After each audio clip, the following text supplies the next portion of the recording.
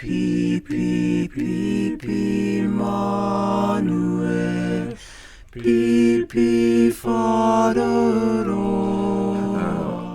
I experimented with this with ADHD that I don't believe in.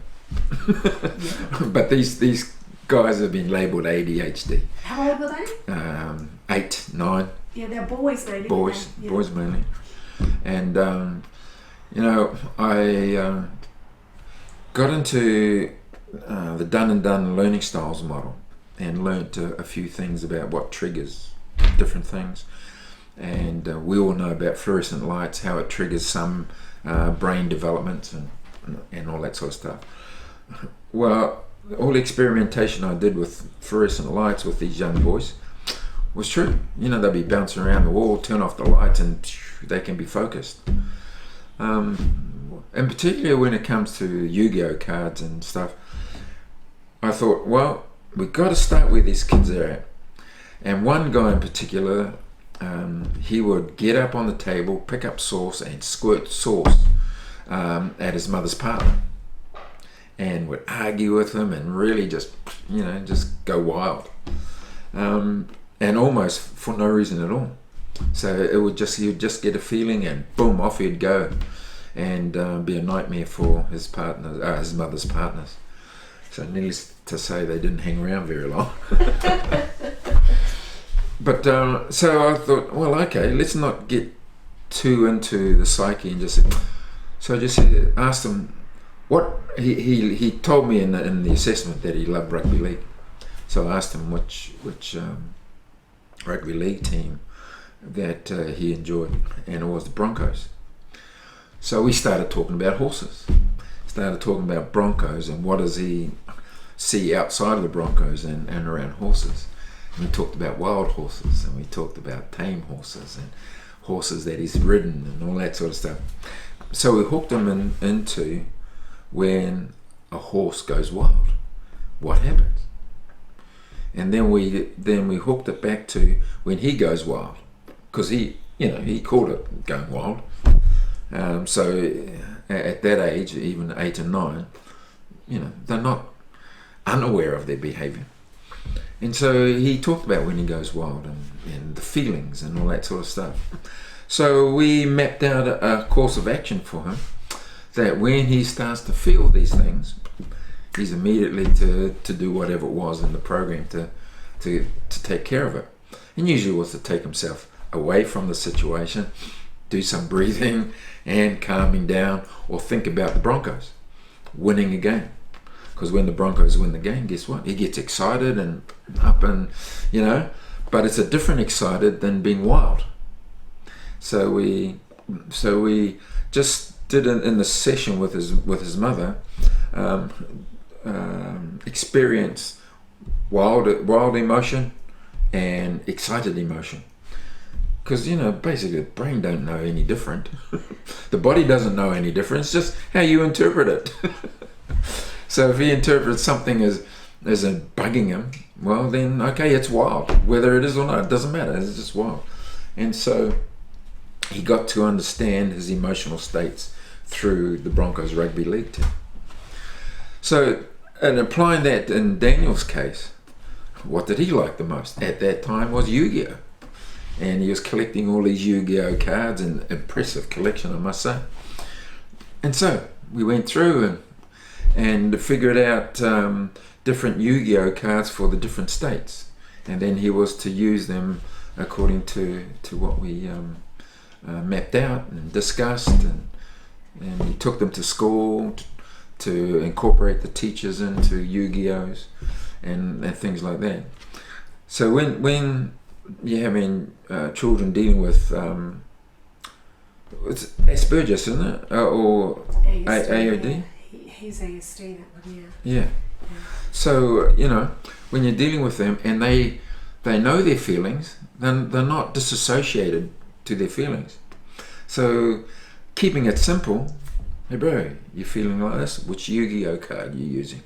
Flick out the Yu-Gi-Oh card. By flicking them out, it gives them an anchor, it gives them a hook to something that they respond to. Because if teachers don't know about Yu-Gi-Oh, do you think that's going to help them? No, and so a teacher can only give what they're trained in. And if you're not trained in Yu-Gi-Oh, there's no way you're going to come up with Yu-Gi-Oh. Yeah, and a teacher doesn't have time to assess everybody's. Well, let me rephrase that.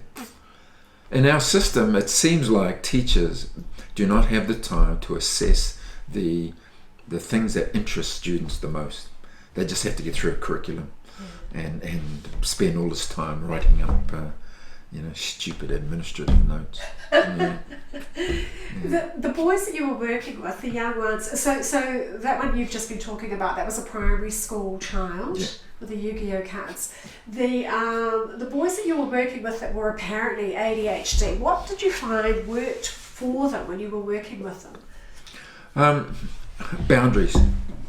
Provide strong boundaries, and that the parents had to be in unison on the boundaries that are created, because that gives this rampant behavior of going wild. It gives them a paddock to play in. It can't be so confined that there's no room to swing a cat. So you have to have wide boundaries, but boundaries nonetheless, so that the child knows when to pull out his card, or when to picture Broncos winning, or when to picture Broncos going wild. They need to have a wide range that they can do that.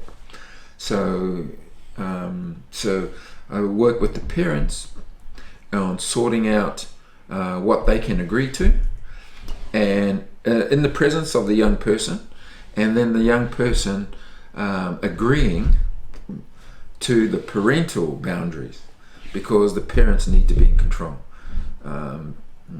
with all the ramifications that might be, and all the PC stuff. Well, too bad. Parents need to be in control of that, where that boundary is, and so that the child knows which fences they can bounce off, and learn to control that. The more control they have, the bigger the boundary, So the boundary can grow as big as the maturity and control of their emotions, because it's all about emotions. Now the other thing too, obviously, is diet, and we know what sugar does, blah blah blah. So it's about the parents agreeing what sort of food they're going to have in the house and things like that, just to assist. Because a lot of the whānau who were in this situation didn't have the wherewithal to completely change their diet, just being mindful of what their budgets can handle. And so again, it's a conversation with the parents about what they can handle and what they can't, because if you haven't got the wherewithal, you haven't got the wherewithal. No. So you got to work within those constraints. Yeah. So that's how we worked it. With the did you? I seem to vaguely recall talking about some of these children who were excluded from school because of their potential ADHD, who were having trouble with reading and writing and maths. Did you find any methods that kind of worked with them around how best to learn? Oh yeah. With mainly with reading, as we got red acetate.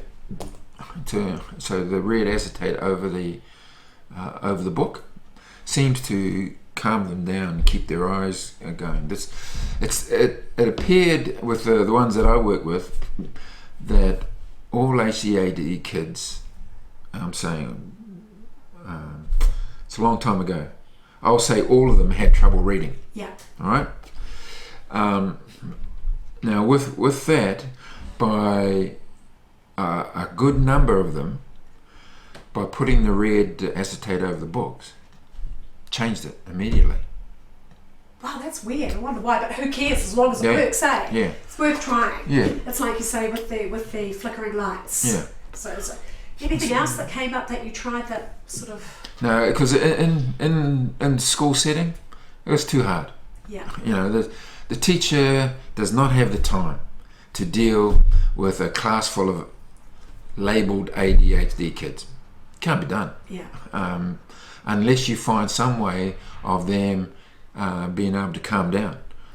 And this is and I suppose that's still the ongoing issue with our education system. Unless you get the kids outside in the environment, you're gonna still have this, because the boundary is too confined for these people. Yeah. Pee pee.